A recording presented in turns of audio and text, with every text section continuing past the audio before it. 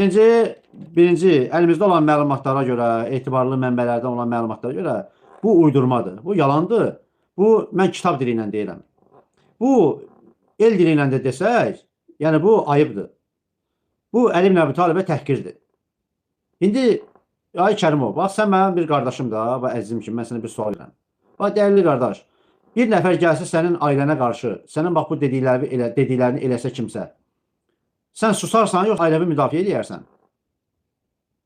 Əlbəttə ki, susarsan. Mən də, sən də hamımız, bir Azərbaycanlı kimi, bir müsəlman kimi, bir qeyriyyətli, namuslu adam kimi, biz ailəmizin qeyriyyətini, ailəmizin hər bir şeyini qoruyarıq. Yəqin ki, sən məndən müttəfiqsən bu məsələdə, elədir, yoxsa yox.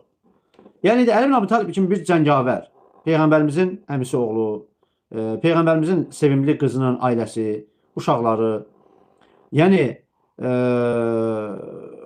sizin kitablarınızda yazılır da, deyilər ki, Əli ibn Əbi Talibi Ömər ibn Xattab boynuna ip bağladı, süründürdü, diz üstə gəzdirdi Mədinənin küçələrində.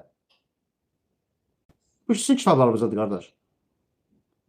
Yəni, bizim kitablarımızda əlhamdülillah ki, heç bir sahabəni, xüsusən də Əli ibn Əbi Talib kimi şərəfli soydan, nəsildən gəlmiş, müsəlmanların xəlifəsi olmuş, Peyğəmbərimizin sallallahu aleyhi və səlləmin kürəkəni olmuş, əmisi oğlu olmuş, iki sevimli nəvəsinin atası olmuş, canını İslam üçün fəda eləmiş Əli ibn Əbi Talibə nə Ömər ibn Xattab bunu yaraşdırmayıb, nə heç kəs ona bunu yanaşdırmayıb. Aydındır.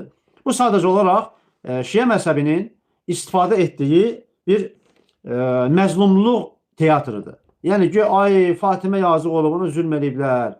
Ay yazıq Fatiməyə bilirsən nə ediblər?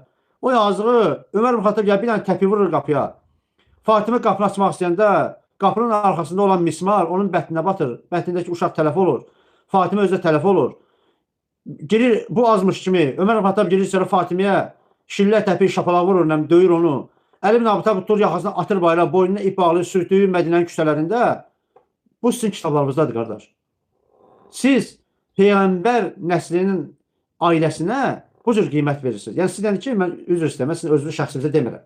Yəni bunu o kitablarda yazanlara mən deyirəm. Yəni kimsə bunu özünə götürməsin. Mən bunu o kitablarda yazanlara deyirəm və siz də o kitabları qəbul edirsiniz. Sizin getdiyiniz məzhəb o kitablar üzərində qurulur. Aydındır?